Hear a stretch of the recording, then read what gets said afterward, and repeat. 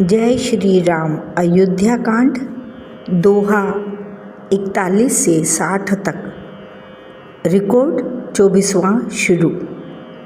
मुनिगण मिलन विशेषी बन, सब ही बात हित मोर। ते ही मह पितु आयसु बहुरी, सम्मत जननी तोर। वन में विशेष रूप से मुनियों का मिलाप होगा, जिसमें मेरा सभी प्रकार से कल्याण है। उसमें भी फिर पिताजी की आज्ञा और हे जननी तुम्हारी सम्मति है। भरत प्राण प्रिय पावहि राजू, विधि सब विधि मोहि सन्मुख आजू। जो न जाऊँ बन ऐसे हूँ काजा, प्रथम गनई मोहि मूढ़ समाजा। और प्राण प्रिय भरत राज्य पावेंगे। इन सभी बातों को देखकर यह प्रतीत होता है कि आज विधाता सब प्रकार से मुझे सम्मुख है, मेरे अनुकूल है। यदि ऐसे काम के लिए भी मैं वन को न जाऊं, तो मूर्खों के समाज में सबसे पहले मेरी गिनती करनी चाहिए। से वही अरंडु कल्प तरु त्यागी, परिहरि अमृत लेहु विष मागी। तेउ न पाई अस समऊ चुकाही, देखो विचार मातु मन माही। जो कल्प वृक्ष को छोड़कर रेंड की सेवा करते हैं और अमृत त्याग कर विष मांग लेते हैं, हे माता तुम मन में विचार कर देखो। वे अर्थात महामूर्ख भी ऐसा मौका पाकर कभी न चुकेंगे। अम्ब एक दुख मोहि विशेषी, निपट बिकल नर नायकु देखी। थोरी ही बात पितहि दुख भारी, होती प्रतीत न मोहि महतारी। हे माता मुझे एक ही दुख विशेष रूप से हो रहा है, वह महाराज को अत्यंत व्याकुल देखकर। इस थोड़ी सी बात के लिए ही पिताजी को इतना भारी दुख हो। हे माता मुझे इस बात पर विश्वास नहीं होता। राव धीर गुण उदधि अगाधु, भाव मोहिते कछु बड़ अपराधु। जाते मोहि न कहत कछु राऊ, मोरी शपथ तो ही कहूँ सती भाऊ। क्योंकि महाराज तो बड़े ही धीर और गुणों के अथाह समुद्र है। अवश्य ही मुझसे कोई बड़ा अपराध हो गया है, जिसके कारण महाराज मुझसे कुछ नहीं कहते। तुम्हें मेरी सौगंध है माता, तुम सच कहो। सहज सरल रघुवर वचन, कुमति कुटिल करि जान। चलई जोंक जल वक्र गति, यद्यपि सलिल समान। रघुकुल में श्रेष्ठ श्री रामचंद्र जी के स्वभाव से ही सीधे वचनों को दुर्बुद्धि के कई टेढ़ा ही करके जान रही है। जैसे यद्यपि जल समान ही होता है, परंतु जोंक उसमें टेढ़ी चाल से ही चलती है। रहसी रानी राम रुख पाई, बोली कपट स्नेहु जनाई। शपथ तुम्हार भरत कह आना, हेतु न दूसर मैं कछु जाना। रानी केकई श्री रामचंद्र जी का रुख पाकर हर्षित हो गई और कपटपूर्ण स्नेह दिखाकर बोली, तुम्हारी शपथ और भरत की सौगंध है। मुझे राजा के दुख का दूसरा कुछ भी कारण विदित नहीं है। तुम अपराध जोग नहीं ताता, जननी जनक बंधु सुखदाता। राम सत्य सब जो कुछ कहूँ, तुम पितु मातु वचन रत अहूँ। हे तात तुम अपराध के योग्य नहीं हो। तुमसे माता पिता का अपराध बन पड़े, यह संभव नहीं। तुम तो माता पिता और भाइयों को सुख देने वाले हो। हे राम तुम जो कुछ कह रहे हो सब सत्य है। तुम पिता माता के वचनों के पालन में तत्पर हो। पितहि बुझाई कहूँ बलि सोई, चौथे पन जेहि अजस न होई। तुम सम सुवन सुकृत जेहि दीने, उचित न तासु निरादरु कीन्हे। मैं तुम्हारी बलिहारी जाती हूँ, तुम पिता को समझाकर वही बात करो। जिससे चौथेपन अर्थात बुढ़ापे में इनका अपयश ना हो।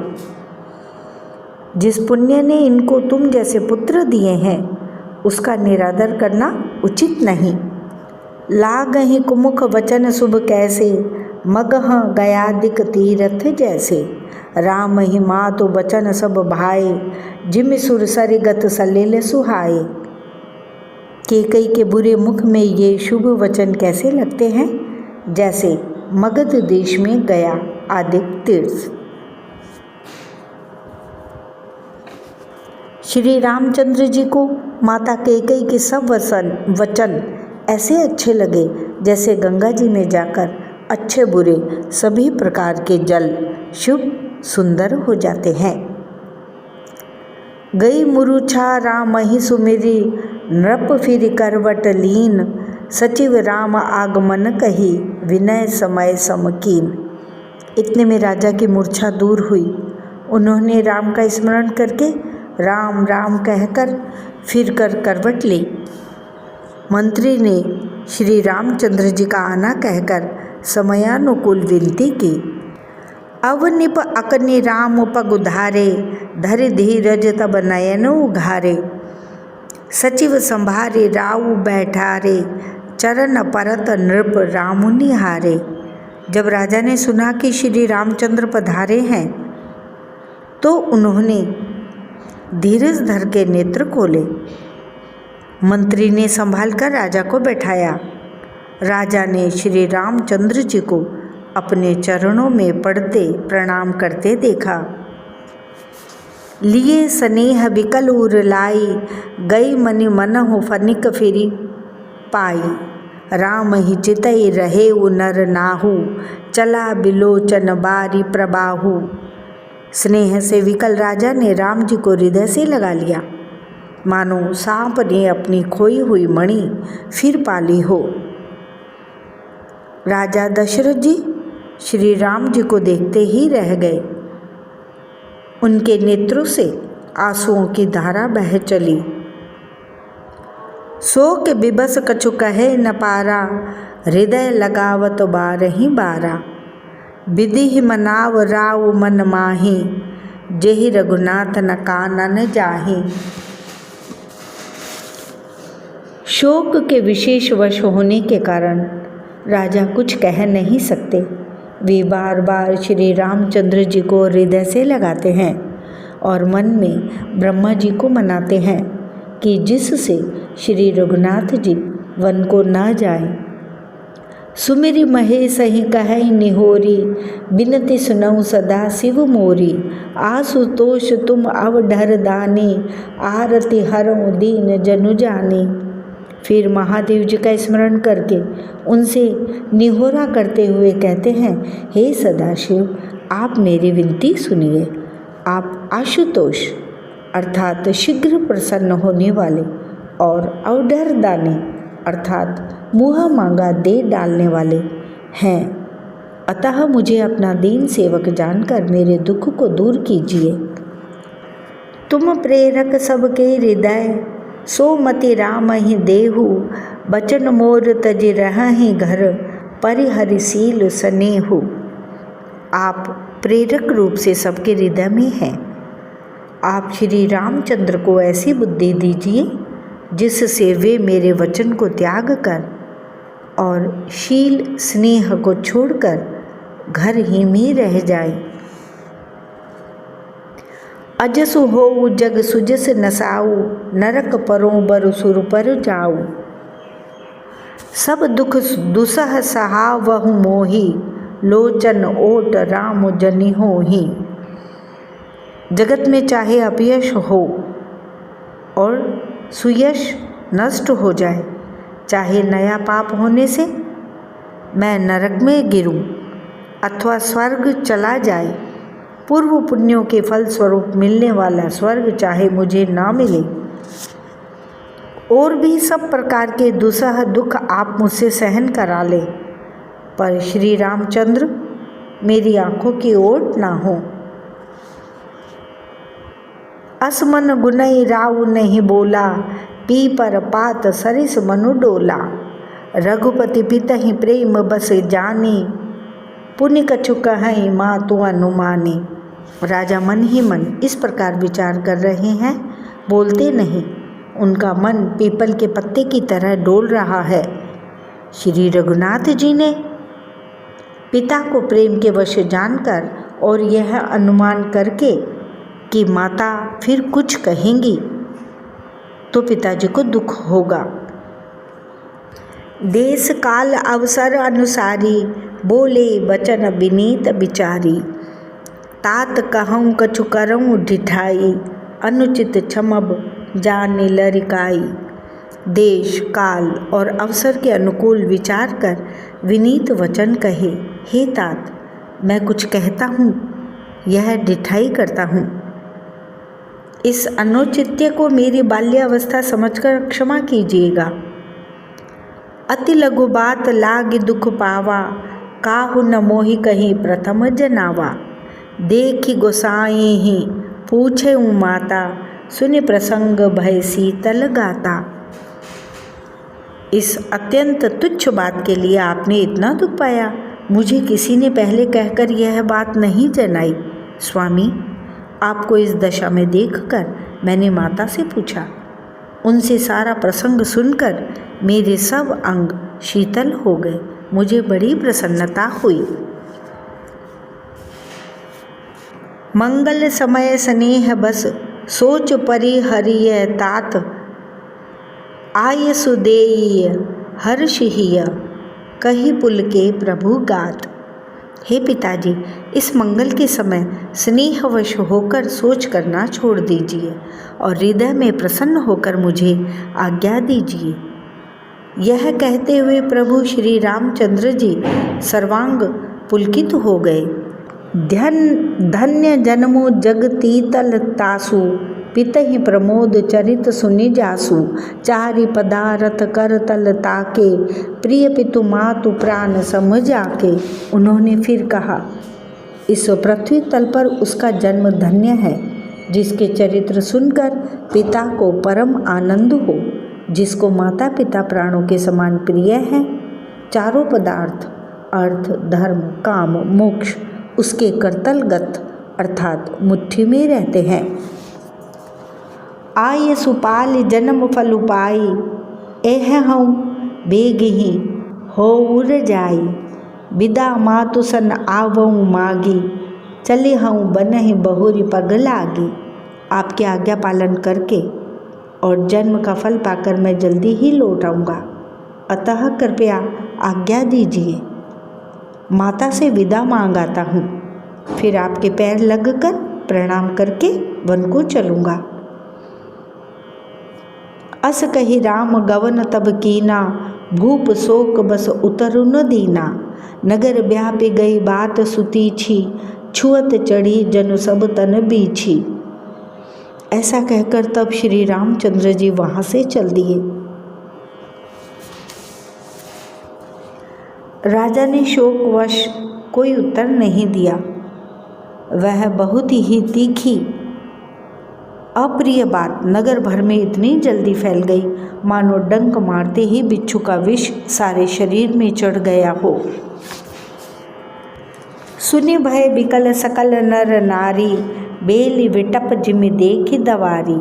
जो जह सुनई धुनई सिर सोई, बड़ विषाद नहीं धीरजु होई।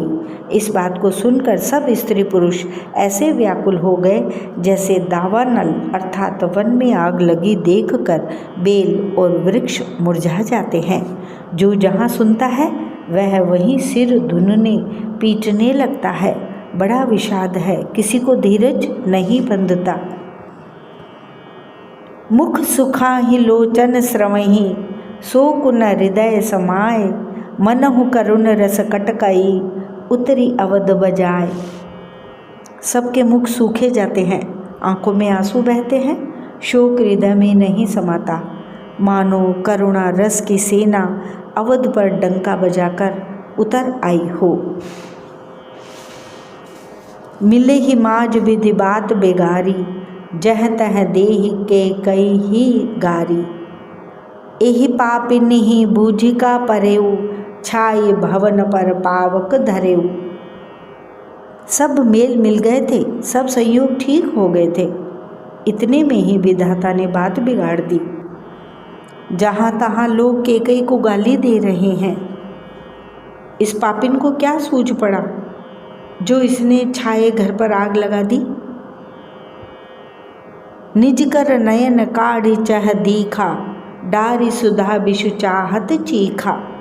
कुटिल कठोर कुबुद्धि अभागी, भई रघुवंश बेनु बन आगी। यह अपने हाथ से अपनी आँखों को निकालकर आँखों के बिना ही देखना चाहती है और अमृत फेंक कर विष चखना चाहती है। यह कुटिल कठोर दुर्बुद्धि और अभागिनी कैकेयी रघुवंश रूपी बांस के वन के लिए अग्नि हो गई। पालव बैठी पेड़ एहि काटा, सुख महु शोक ठाटु धरि ठाटा। सदा राम एहि प्राण समाना, कारण कवन कुटिल पनु ठाना। पत्ते पर बैठकर इसने पेड़ को काट डाला, सुख में शोक का ठाट ठट कर रख दिया। श्री रामचंद्र जी इसे सदा प्राणों के समान प्रिय थे, फिर भी न जाने किस कारण इसने यह कुटिलता ठानी। सत्य कहीं कबि नारी स्वभाव, सब विधि अगहु अगाध दुराऊ।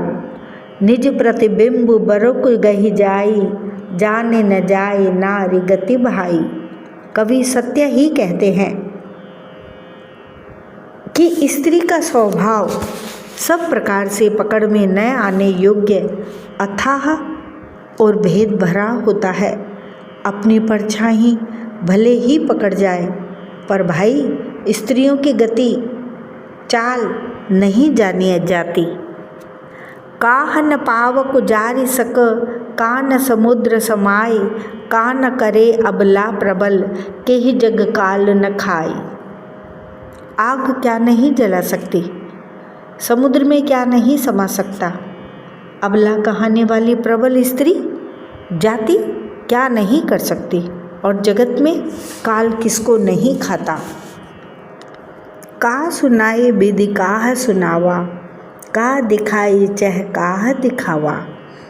एक कहीं भल भूपन कीना, बर विचार नहीं कुमते ही देना। विधाता ने क्या सुनाकर क्या सुना दिया और क्या दिखाकर अब वह क्या दिखाना चाहता है। एक कहते हैं कि राजा ने अच्छा नहीं किया, दुर्बुद्धि कैकेयी को विचार कर वर नहीं दिया। जो हठि भयउ सकल दुख भाजनु, अबला बिबस ज्ञान गुनु गाजनु। एक धर्म पर मिति पहचाने, नृपहि दोष नहीं देहि सयाने। जो हट करके कैकेयी की बात को पूरा करने में अड़े रहकर स्वयं सब दुखों के पात्र हो गए। स्त्री के विशेष वश होने के कारण मानो उनका ज्ञान और गुण जाता रहा। एक दूसरे जो धर्म की मर्यादा को जानते हैं और सयाने हैं, वे राजा को दोष नहीं देते।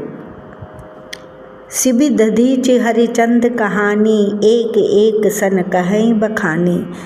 एक भरत कर सम्मत कहीं, एक उदास भाय सुनि रहें। वे शिबी, दधीची और हरिश्चंद्र की कथा एक दूसरे से बखान कर कहते हैं।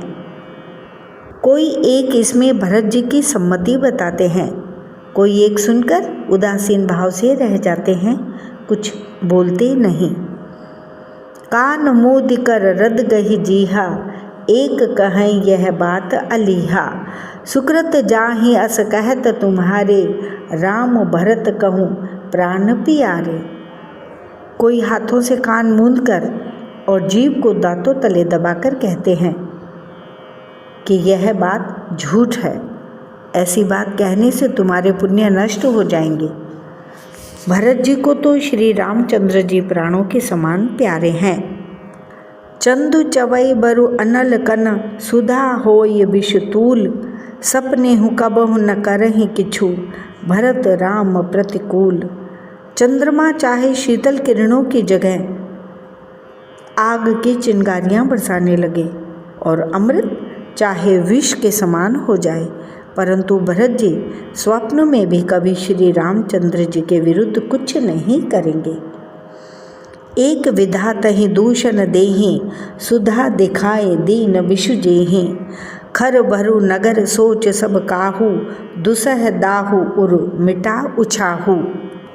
कोई एक विधाता को दोष देते हैं जिसने अमृत दिखाकर विष दे दिया। नगर भर में खलबली मच गई, सब किसी को सोच हो गया। हृदय में दुसह जलन हो गई, आनंद उत्साह मिट गया। विप्र बधू कुल मान्य जठेरी, जे प्रिय परम के कई केरी। लगी देन सिख सील सराही, बचन बान सम लागहि ताही। ब्राह्मणों की स्त्रियां कुल की माननीय बड़ी बूढ़ी और जो केकई की परम प्रिय थी, वे उसके शील की सराहना करके उसे सीख देने लगीं, पर उसको उनके वचन बाण के समान लगते हैं। भरत न मोहि प्रिय राम समाना, सदा कहूँ यह सब जग जाना। करहु राम पर सहज स्नेहु, कई अपराध आज बनु देहु। वे कहती हैं, तुम तो सदा कहा करती थी कि श्री रामचंद्र के समान मुझको भरत भी प्यारे नहीं हैं। इस बात को सारा जगत जानता है। श्री रामचंद्र जी पर तो तुम स्वाभाविक ही स्नेह करती रही हो, आज किस अपराध से उन्हें वन देती हो। कबहु न कियहु सवति आरेसु, प्रीति प्रतीत जान सब देसु। कौसल्या अब काह बिगारा, तुम जेहि लागे वज्रपुर पारा। तुमने कभी सोतिया डाह नहीं किया, सारा देश तुम्हारे प्रेम और विश्वास को जानता है। अब कौशल्या ने तुम्हारा कौन सा बिगाड़ कर दिया जिसके कारण तुमने सारे नगर पर वज्र गिरा दिया। सिय की पिय संगु परिहरहि, लखनु की रहहि धाम। राजु के भुंजब भरतपुर, नृप के जियहि बिनु राम। क्या सीता जी अपने पति श्री रामचंद्र जी का साथ छोड़ देंगी? क्या लक्ष्मण जी श्री रामचंद्र जी के बिना घर रह सकेंगे? क्या भरत जी श्री रामचंद्र जी के बिना अयोध्यापुरी का राज्य भोग सकेंगे? और क्या राजा श्री रामचंद्र जी के बिना जीवित रह सकेंगे? अर्थात न सीता जी यहाँ रहेंगी, न लक्ष्मण जी रहेंगे, न भरत जी राज्य करेंगे और न राजा ही जीवित रहेंगे, सब उजाड़ हो जाएगा। अस विचारु उर छाड़हु कोहु, शोक कलंक कोठि जनि होहु। भरतहि अवसि देहु जुबराजु, कानन काह राम कर काजू। हृदय में ऐसा विचार कर क्रोध छोड़ दो, शोक और कलंक की कोठी मत बनो। भरत को अवश्य युवराज पद दो, पर श्री रामचंद्र जी का वन में क्या काम है? नाहिन राम राज के भूखे, धर्म धुरिन विषय रस रूखे। गुरु ग्रह बसहु राम तज गेहु, नृपसन अस बर दूसर लेहु। श्री रामचंद्र जी राज्य के भूखे नहीं हैं, वे धर्म की धुरी को धारण करने वाले और विषय रस से रूखे हैं, अर्थात उनमें विषयासक्ति है ही नहीं। इसलिए तुम यह शंका न करो कि श्री राम जी वन न गए तो भरत के राज्य में विघ्न करेंगे। इतने पर भी मन न माने तो तुम राजा से दूसरा ऐसा यह वर ले लो कि श्री राम घर छोड़कर गुरु के घर रहें। जो नहीं लगे हूँ कहें हमारे, नहीं लागहि कछु हाथ तुम्हारे। जो परिहास कीन कछु होई, तो कही प्रगट जना बहु सोई। जो तुम हमारे कहने पर न चलोगी तो तुम्हारे हाथ कुछ भी ना लगेगा। यदि तुमने कुछ हंसी की हो तो उसे प्रकट में कहकर जना दो कि मैंने दिल लगी की है। राम सरिस सुत कानन जोगु, काह कहहि सुनि तुम कहूँ लोगु। उठहु बेगी सोई करहु उपाय, जेहि विधि शोक कलंक नसाई। राम सरी का पुत्र क्या वन के योग्य है? यह सुनकर लोग तुम्हें क्या कहेंगे? जल्दी उठो और वही उपाय करो जिस उपाय से इस शोक और कलंक का नाश हो। जेहि भांति शोक कलंक जाई, उपाय कर कुल पालहि। हट फेरु राम ही जात बन जन बात, दूसरी चालहि। जिम भानु बिनु दिनु प्राण, बिनु तनु चंद, बिनु जिमि जामिनी। तिमि अवध तुलसी दास, प्रभु बिनु समुझि धौ जिय भामिनी। जिस तरह नगर भर का शोक और तुम्हारा कलंक मिटे, वही उपाय करके कुल की रक्षा कर। वन जाते हुए श्री राम जी को हट करके लौटा ले, दूसरी कोई बात न चला।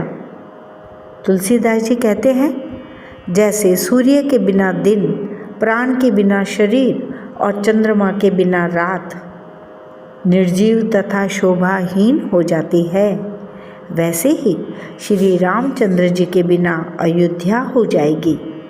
हे भामिनी, तू अपने हृदय में इस बात को समझ, विचार कर देख तो सही। सोरठा सुनत मधुर परिणाम हित, सखिन सिखावन दीन। कुटिल प्रबोधि को बरी, तेई कछु कानन कीन। इस प्रकार सखियों ने ऐसी सीख दी जो सुनने में मीठी और परिणाम में हितकारी थी। पर कुटिला कुबरी की सिखाई पढ़ाई हुई कैकई ने इस पर जरा भी कान नहीं दिया। उतरनु देई दुसह रिस रूखी, उतरु न देई दुसह रिस रूखी। मृगिन चितव जनु बागिनी भूखी। व्याधि असाध्य जान तिन त्यागी, चली कहत मति मंद अभागी। कैकई कोई उत्तर नहीं देती, वह दुसह क्रोध के मारे रूखी हो रही है। ऐसे देखती है मानो भूखी बागिन हरिणियों को देख रही हो। तब सखियों ने रोग को असाध्य समझकर उसे छोड़ दिया। सब उसको मंदबुद्धि अभागिनी कहती हुई चल दी। राज करत यह देय बिगोई, कीन से अस जस करई न कोई। एहि विधि बिलपहि पुर नर नारी, देहि कुचालिहि कोटिक गारी। राज्य करते हुए इस कैकई को दैव ने नष्ट कर दिया। इसने जैसा कुछ किया वैसा कोई भी न करेगा। नगर के सब स्त्री पुरुष इस प्रकार विलाप कर रहे हैं और उस कुचाली कैकई को करोड़ों गालियाँ दे रहे हैं। जरहि विषम जर लेहि उसासा, कवनि राम बिनु जीवन आसा। विपुल वियोग प्रजा अकुलानी, जनु जलचर गन सूखत पानी। लोग विषम ज्वर अर्थात भयानक दुख की आग से जल रहे हैं। लंबी सांसें लेते हुए वे कहते हैं कि श्री रामचंद्र जी के बिना जीने की आशा, कौन सी जीने की आशा है। महान वियोग की आशंका से प्रजा ऐसी व्याकुल हो गई है मानो पानी सूखने के समय जलचर जीवों का समुदाय व्याकुल हो। अति विषाद बस लोग लोगाई, गए मातु पहि राम गुसाई। मुख प्रसन्न चित चौगुन चाऊ, मिटा सोच जनि राखे राऊ। सभी पुरुष और स्त्रियां अत्यंत विषाद के वश हो रहे हैं। स्वामी श्री रामचंद्र जी माता कौशल्या के पास गए। उनका मुख प्रसन्न है और चित्त में चौगुना चाव उत्साह है। यह सोच मिट गया है कि राजा कहीं रख ना ले। श्री राम जी को राज तिलक की बात सुनकर विषाद हुआ था कि सब भाइयों को छोड़कर बड़े भाई मुझको ही राज तिलक क्यों होता है। अब माता कैकेयी की आज्ञा और पिता की मौन सम्मति पाकर वह सोच मिट गया। नव गयंदु रघुबीर मनु राजु अलान समान छूट जाने बन गवन सुनी उर आनंदु अधिकान। श्री रामचंद्र जी का मन नए पकड़े हुए हाथी के समान और राज तिलक उस हाथी के बांधने की कांटेदार लोहे की बेड़ी के समान हैं।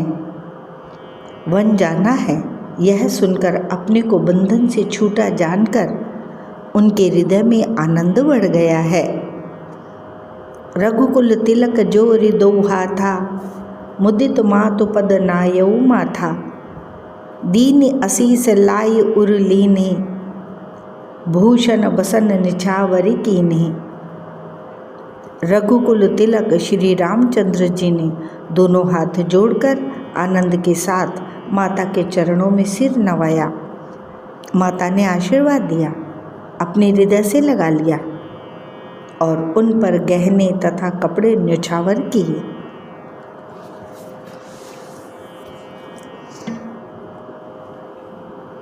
बार बार मुख चुंबती माता नयन नेह जल पुलकित गाता गोद राखी पुण्य हृदय लगाए स्त्रवत प्रेम रस पयद सुहाए। माता बार बार श्री रामचंद्र जी का मुख चूम रही है, नेत्रों में प्रेम का जल भराया है और सब अंग पुलकित हो गए हैं। श्री राम को अपनी गोद में बिठाकर फिर हृदय से लगा लिया। सुंदर स्तन प्रेम रस दूध बहाने लगे। प्रेम प्रमोद न कछु कहि जाई रंक धनद पद बीज नु पाई सादर सुंदर बदनु निहारी बोली मधुर वचन महतारी। उनका प्रेम और महान आनंद कुछ कहा नहीं जाता, मानो कंगाल ने कुबेर का पद पा लिया हो। बड़े आदर के साथ सुंदर मुख देखकर माता मधुर वचन बोली। कहूँ तात जननी बलिहारी कबहि लगन मुद मंगलकारी सुकृत सील सुख सीव सुहाई जन्म लाभ कई अवधि अघाई।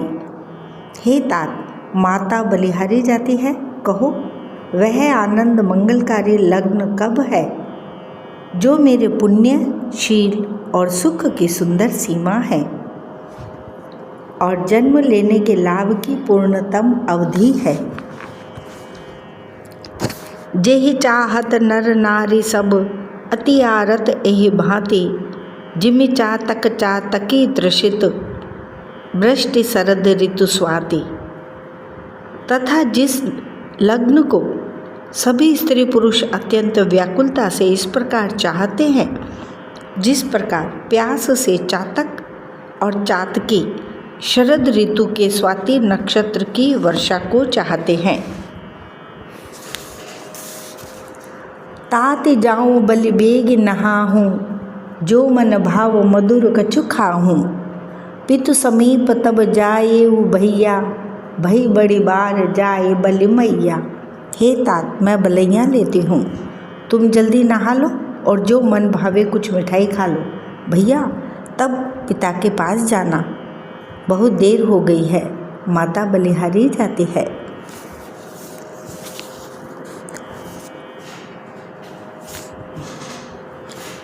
माँ तो वचन सुनी अति अनुकूला जनु स्नेह सुर तरु के फूला सुख मकरंद भरे श्रिय मूला निरखि राम मन भवनु न भूला। माता के अत्यंत अनुकूल वचन सुनकर जो मानो स्नेह रूपी कल्प वृक्ष के फूल थे, जो सुख रूपी मकरंद पुष्प रस से भरे थे और श्री अर्थात राज लक्ष्मी के मूल थे, ऐसे वचन रूपी फूलों को देखकर श्री रामचंद्र जी का मन रूपी भौरा उन पर नहीं भूला। धर्म धुरी न धर्म गति जानी कहे मातु सन अति मृदु बानी पिता दीन मोहि कानन राजू, जह सब भांति मोर बड़ काजू। धर्मधुरीण श्री रामचंद्र जी ने धर्म की गति को जानकर माता से अत्यंत कोमल वाणी से कहा, हे माता, पिताजी ने मुझको वन का राज्य दिया है, जहाँ सब प्रकार से मेरा बड़ा काम बनने वाला है। आय सुदेह मुदित मन माता, जेहि मुद मंगल कानन जाता। जनी स्नेह बस डर पसी भोरे, आनंदु अम्ब अनुग्रह तोरे। हे माता, तू प्रसन्न मन से मुझे आज्ञा दे, जिससे मेरी वन यात्रा में आनंद मंगल हो। मेरे स्नेहवश भूल कर भी डरना नहीं। हे माता, तेरी कृपा से आनंद ही होगा।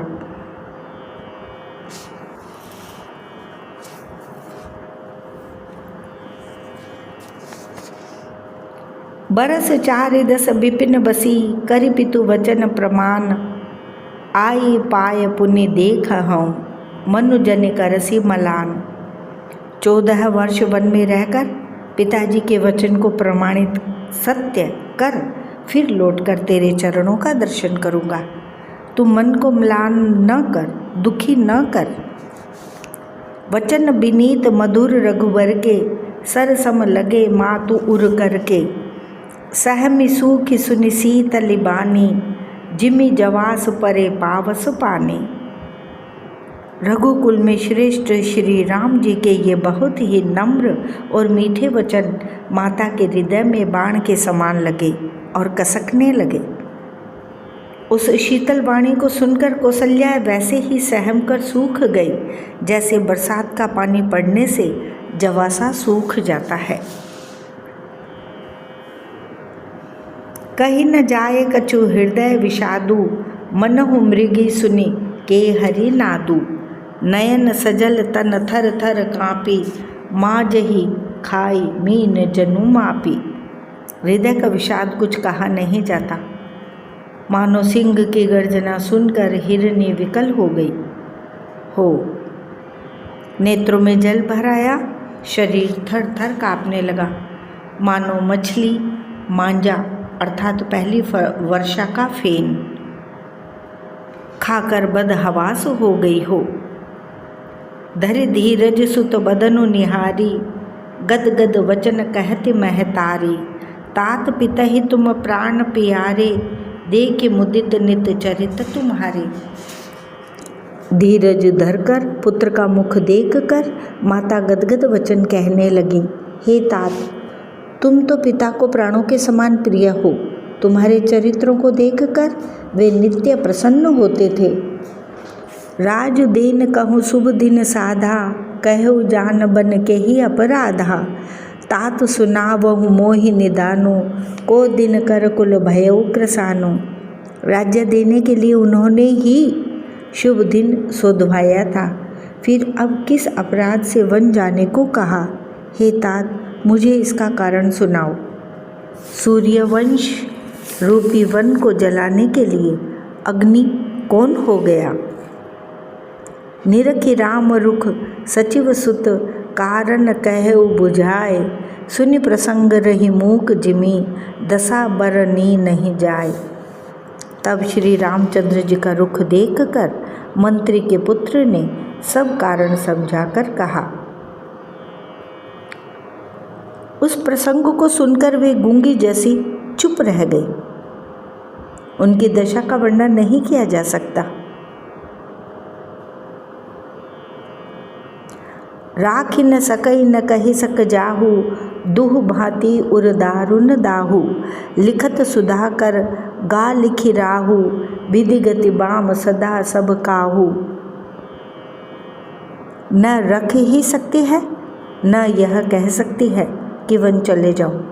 दोनों ही प्रकार से हृदय में बड़ा भारी संताप हो रहा है। मन में सोचती हैं कि देखो, विधाता की चाल सदा सबके लिए टेढ़ी होती है। लिखने लगे चंद्रमा और लिख गया राहु। धर्म स्नेह उभयमति घेरी, भई गति सांप छछुंदरी केरी, राखऊँ सुत ही करऊँ अनुरोधु, धर्म जाय अरु बंधु विरोधु। धर्म और स्नेह दोनों ने कौशल्या जी की बुद्धि को घेर लिया। उनकी दशा सांप छछुंदर की सी हो गई। वे सोचने लगी कि यदि मैं अनुरोध हठ करके पुत्र को रख लेती हूँ तो धर्म जाता है और भाइयों में विरोध होता है। कहूँ जान बन तऊ बड़ी हानि, संकट सोच बिबस भई रानी। बहुरी समुझती ये धर्म सयानी, राम भरत दो सुत समझानी। और यदि वन जाने को कहती हूँ तो बड़ी हानि होती है। इस प्रकार के धर्म संकट में पड़कर रानी विशेष रूप से सोच के वश हो गई।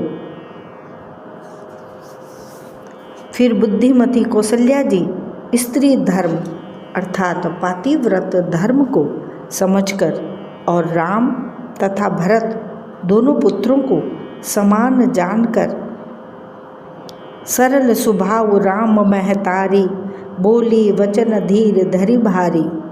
तात जाऊँ बलि की नेहु नीका, पितु आयस सब धर्म टीका। सरल स्वभाव वाली श्री रामचंद्र जी की माता बड़ा धीरज धरकर वचन बोली, हे तात, मैं बलिहारी जाती हूँ। तुमने अच्छा किया। पिता की आज्ञा का पालन करना ही सब धर्मों का शिरोमणि धर्म है। राजु देन कही दीन बनूं, मोहिन सो दुख लेसु। तुम बिनु भरत ही भूपति ही, प्रज ही प्रचंड कलेसु। राज्य देने को कहकर वन दे दिया। उसका मुझे लेश मात्र भी दुख नहीं है। दुख तो इस बात का है कि तुम्हारे बिना भरत को, महाराज को और प्रजा को बड़ा भारी क्लेश होगा। जो केवल पितु आये सुताता, तो जनि जाहु जानि बड़ी माता। जो पितु मातु कहे बन जाना, तो कानन सत अवध समाना। हे तात, यदि केवल पिताजी की ही आज्ञा हो तो माता को पिता से बड़ी जानकर वन को मत जाओ, किंतु यदि पिता माता दोनों ने वन जाने को कहा हो तो वन तुम्हारे लिए सैकड़ों अयोध्या के समान है। पितु बन देव मातु बन देखी, खग मृग चरण सरो रूह सेवी। अंतहु उचित नृपहि बन बासु, भय बिलो के ही हो ही हरासु। वन के देवता तुम्हारे पिता होंगे और वन देवियाँ माता होंगी। वहाँ के पशु पक्षी तुम्हारे चरण कमलों के सेवक होंगे। राजा के लिए अंत में तो वनवास करना उचित ही है। केवल तुम्हारी सुकुमार अवस्था देखकर हृदय में दुख होता है। बड़ भागी बनो अवध अभागी, जो रघुवंश तिलक तुम त्यागी। जो सुत कहो संग मोहि लेहु, तुमरे हृदय होई संदेहु। हे रघुवंश के तिलक, वन बड़ा भाग्यवान है और यह अवध अभागी है जिसे तुमने त्याग दिया। हे पुत्र, यदि मैं कहूँ कि मुझे भी साथ ले चलो तो तुम्हारे हृदय में संदेह होगा कि माता इसी बहाने मुझे रोकना चाहती है। पूत परम प्रिय तुम सब ही के, प्राण प्राण के जीवन जी के। ते तुम कहूँ माँ तु बन जाओ, मैं सुनि वचन बैठी पछताऊँ। हे पुत्र, तुम सभी के परम प्रिय हो, प्राणों के प्राण और हृदय के जीवन हो। वही प्राणाधार तुम कहते हो कि माता मैं वन को जाऊं और मैं तुम्हारे वचनों को सुनकर बैठी पछताती हूँ। यह विचारी नहीं करऊँ हठ, झूठ स्नेहु बढ़ाए। माने मातु कर नात बलि, सुरति बिसर जन जाए। यह सोचकर झूठा स्नेह बढ़ाकर मैं हठ नहीं करती। बेटा, मैं बलैयाँ लेती हूँ। माता का नाता मानकर मेरी सुध भूल न जाना। देव पितर सब तुम ही गोसाई, राखऊँ पलक नयन की नाई। अवधि अम्बु प्रिय परिजन मीना, तुम करुणा कर धर्म धुरीना। हे गोसाई, सब देव और पितर तुम्हारी वैसे ही रक्षा करें जैसे पलके आँखों की रक्षा करते हैं। तुम्हारे वनवास की अवधि 14 वर्ष है। जल है, प्रियजन और कुटुंबी मछली हैं। तुम दया की खान और धर्म की धुरी को धारण करने वाले हो। अस विचार सोई करहूँ उपाय, सब ही जियत जेहि भेटहु आई। जाहु सुखे न बनहि बलि जाऊ, करी अनाथ जन परिजन गाऊं। ऐसा विचार कर वही उपाय करना जिसमें सबके जीते जी तुम आ मिलो। मैं बलिहारी जाती हूँ, तुम सेवकों, परिवार वालों और नगर भर को अनाथ करके सुखपूर्वक वन को जाओ। सब कर आज सुकृत फल बीता, भयों कराल कालो विपरीता। बहुविध बिलपे चरण लपटाने, परम अभागिन आप ही जाने। आज सबके पुण्यों का फल पूरा हो गया, कठिन काल हमारे विपरीत हो गया। इस प्रकार बहुत विलाप करके और अपने को परम अभागिनी जानकर माता श्री रामचंद्र जी के चरणों में लिपट गई। दारुण दुसह दाहु उर व्यापा, बरने न जाहि विलाप कलापा। राम उठाए मातु उर लाई, कही मृदु बचन बहुरी समुझाई। हृदय में भयानक दुसह संताप छा गया। उस समय के बहुविधि विलाप का वर्णन नहीं किया जा सकता। श्री रामचंद्र जी ने माता को उठाकर हृदय से लगा लिया और फिर कोमल वचन कहकर उन्हें समझाया। समाचार ते ही समय सुनी, सीय उठी अकुलाय। जाई सासु पद कमल जुग, बंदी बैठ सिरुनाई।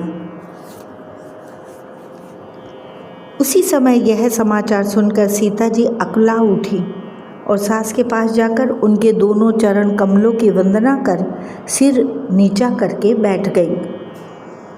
दीनी असीस सासु मृदुबानी, अति सुकुमार देखे अकुलानी। बैठे नमित मुख सोचति सीता, रूप राशि पति प्रेम पुनीता। सास ने कोमल वाणी से आशीर्वाद दिया। वे सीता जी को अत्यंत सुकुमारी देखकर व्याकुल हो उठी। रूप की राशि और पति के साथ पवित्र प्रेम करने वाली सीता जी नीचा मुख किए बैठी सोच रही हैं। चलन चहत बन जीवन नाथू, केहि सुकृति सन हो यही साथू। की तनु प्राण के केवल प्राणा, विधि कर तब कछु जाई न जाना। जीवननाथ प्राणनाथ वन को चलना चाहते हैं, देखें किस पुण्यवान से उनका साथ होगा। शरीर और प्राण दोनों साथ जाएंगे या केवल प्राण ही से इनका साथ होगा। विधाता की करनी कुछ जाने नहीं जाती। चारु चरण नख लेखति धरनी, नुपुर मुखुर मधुर कबि भरनी। मनहु प्रेम बस बिनती करहीं, हम ही सिय पद जन परिहरहीं। सीता जी अपने सुंदर चरणों के नखों से धरती को रेत रही हैं। ऐसा करते समय नुपुरों का जो मधुर शब्द हो रहा है, कवि उसका इस प्रकार वर्णन करते हैं कि मानो प्रेम के वश होकर नुपुर यह विनती कर रहे हैं कि सीता जी के चरण कभी हमारा त्याग न करें। मंजु बिलोचन मोचती बारी, बोली देखी राम महतारी। तात सुनहु सिय अति सुकुमारी, सास ससुर परिजन ही प्यारी। सीता जी सुंदर नेत्रों से जल बहा रही हैं। उनकी यह दशा देखकर श्री राम जी की माता कौसल्या जी बोली, हे तात सुनो, सीता अत्यंत ही सुकुमारी है तथा सास ससुर और कुटुंबी सभी को प्यारी है। पिता जनक भूपाल मनि, ससुर भानुकुल भानु, पति रब कुल कै रव विपिन, विदु गुण रूप निधानु। इनके पिता जनक जी राजाओं के शिरोमणि हैं, ससुर सूर्य कुल के सूर्य हैं और पति सूर्य कुल रूपी कुमुद वन को खिलाने वाले चंद्रमा तथा गुण और रूप के भंडार हैं। मैं पुण्यपुत्र बधु प्रिय पाई, रूप राशि गुणशील सुहाई, नयन पूतरी करी प्रीति बढ़ाई, राखे प्राण जानकी ही लाई। फिर मैंने रूप की राशि सुंदर गुण और शील वाली प्यारी पुत्र वधू पाई है। मैंने इनको अर्थात सीता जी को आँखों की पुतली बनाकर इनसे प्रेम बढ़ाया है। नयन पुतरी करी प्रीति बढ़ाई और अपने प्राण इनमें लगा रखे हैं। कलप बेल जिमे बहु विधि लाली, सींच स्नेह सलिल प्रतिपाली, फूलत फलत भयो विधि बामा, जाने न जाए काह परिणामा। इन्हें कल्पलता के समान मैंने बहुत तरह से बड़े लाड चाव के साथ स्नेह रूपी जल से सींच कर पाला है। अब इस लता के फूलने फलने के समय विधाता वाम हो गए। कुछ जाना नहीं जाता कि इसका क्या परिणाम होगा। पलंग पीठ तज गोद हिंडोरा, सियन दीन पगु अवनि कठोरा, जियन मुरी जिम जोगवत रहूं, दीप बात नहीं टारन कहूं। सीता ने पर्यंक पृष्ठ अर्थात पलंग के ऊपर गोद और हिंडोले को छोड़कर कठोर पृथ्वी पर कभी पैर नहीं रखा। मैं सदा संजीवनी जड़ी के समान अर्थात सावधानी से इनकी रखवाली करती रही हूँ। कभी दीपक की बत्ती हटाने को भी नहीं कहती। सोई सिय चलन चाहती बन साथा, आय सुकाह होई रघुनाथा, चंद किरण रस रसिक चकोरी, रवि रुख नयन सकई की मिजोरी। वही सीता अब तुम्हारे साथ वन चलना चाहती है। हे रघुनाथ, उसे क्या आज्ञा होती है। चंद्रमा की किरणों का रस अमृत चाहने वाली चकोरी सूर्य की ओर आँख किस तरह मिला सकती है। करी के हरि निशिचर चरही, दुष्ट जंतु बन भूरी, विष बाटिका की सोह सुत, सुबग सजीव निमूरी। हाथी सिंह राक्षस आदि अनेक दुष्ट जीव जंतु वन में विचरते रहते हैं। हे पुत्र, क्या विष की वाटिका में सुंदर सजीवनी बूटी शोभा पा सकती है। बन हित कोल के रात किशोरी, रचि बिरंचि विषय सुख भोरी। पाहन क्रमि जिमि कठिन सुभाऊ, तिन्हि कलेस न कानन काऊ। वन के लिए तो ब्रह्मा जी ने विषय सुख को न जानने वाली कोल और भीलों की लड़कियों को रचा है, जिनका पत्थर के कीड़े जैसा कठोर स्वभाव है। उन्हें वन में कभी क्लेश नहीं होता। कह तापसतीय कानन जोगू, जिन तप हेतु तजा सब भोगू। सिय बन बसहि तात के ही भांति, चित्र लिखित कपि देखी डेराती। अथवा तपस्वियों की स्त्रियां वन में रहने योग्य हैं, जिन्होंने तपस्या के लिए सब भोग तज दिए हैं।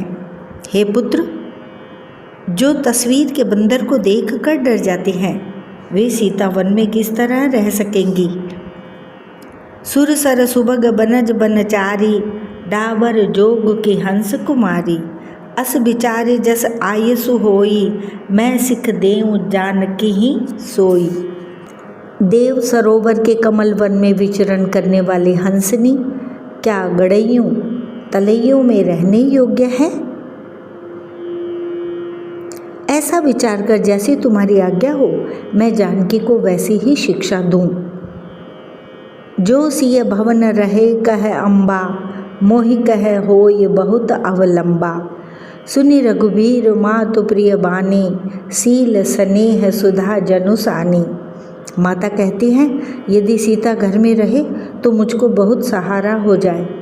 श्री रामचंद्र जी ने माता की प्रिय वाणी सुनकर, जो मानवशील और स्नेह रूपी अमृत से सनी हुई थी,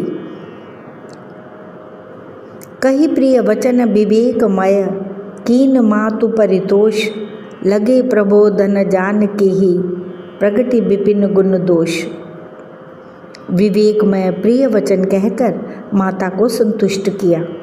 फिर वन के गुण दोष प्रकट करके वे जानकी जी को समझाने लगे। मास पारायण 14वां विश्राम। जय श्री राम। दोहा 41 से 60 तक। रिकॉर्ड 24वां पूर्ण। जय श्री राम।